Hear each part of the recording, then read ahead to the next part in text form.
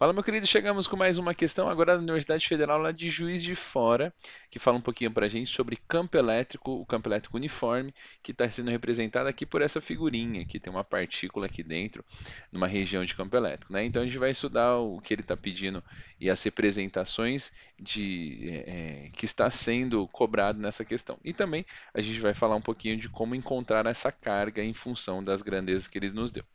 Bora entender então? Ó, então ele fala o seguinte, que existe um campo elétrico uniforme no espaço compreendido entre duas placas metálicas eletrizadas com cargas elétricas de sinais opostos. Considere então, uma é carga positiva, outra é carga negativa. Situação clássica de campo elétrico uniforme, tá bom?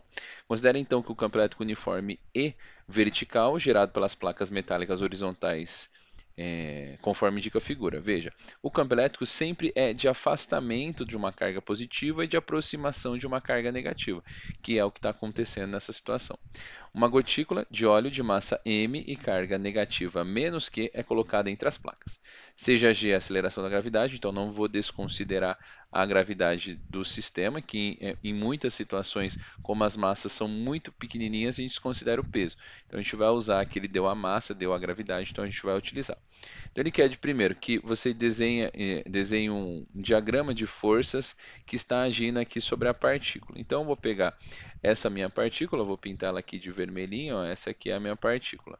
E vou apontar quais são as forças que estão agindo sobre essa partícula. Primeira, toda força aqui, como ela tem massa, ela tem um peso puxando essa partícula aqui para baixo. É a força que a Terra exerce sobre essa partícula. E a gente vai chamar essa força aqui de força P. Maravilha.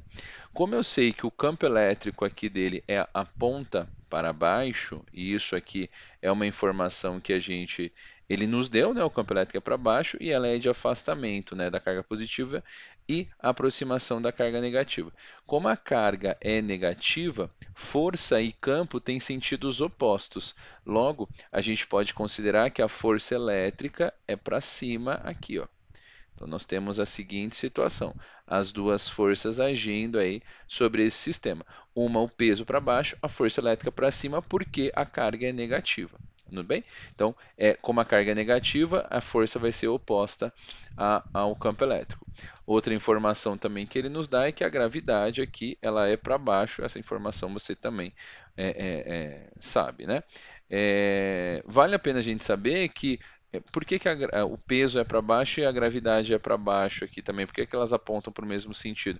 Porque a massa, que é a grandeza escalar, ela é positiva, né? Se houvesse, de repente, uma massa negativa, o peso apontaria para um lado e a gravidade apontaria para o outro, né? Então, aqui, como os dois têm massa uma massa positiva, como era bastante esperado, peso e gravidade apontam para o mesmo sentido. Então eu coloquei todas as forças agindo sobre a gotícula, desprezando o empuxo e a resistência do ar. Então maravilha. Então a gente só tem essas duas forças que estão sendo colocadas aqui. Então a força elétrica e a força peso. Vou anotar aqui só para você deixar marcado. Isso aqui então é a força elétrica, né? A força elétrica que eu chamei ela aqui de Fel e o P, que é a força-peso. Maravilha. Então, são as duas forças que estão agindo nesse sistema. Agora, pergunta: qual é a condição necessária para que a carga permaneça em repouso? Para que ela permaneça em repouso, a força resultante dela deve ser igual a zero.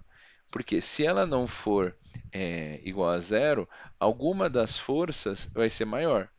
E aí, consequentemente, esse corpo vai ser, essa gotícula vai ser arremessada ou para cima, se a força elétrica for maior que o peso, ou para baixo, se o peso for maior que a força elétrica. Então, essa força resultante aqui vale zero, e aí a gente acontece o equilíbrio e ela permanece em repouso. Então, a gente pode dizer que a força elétrica é igual ao peso, né? E aí ele quer saber, encontre os valores da carga Q em função das outras cargas dadas no problema. O que a gente encontra, né? A gente vai colocar que a força elétrica é o módulo da carga vezes o campo elétrico. Esse valor é igual a m vezes g. Por que eu usei isso? Porque ele quer em função das grandezas que ele deu. Ele deu m, g e deu também o campo elétrico E. Ele quer saber o valor dessa carga.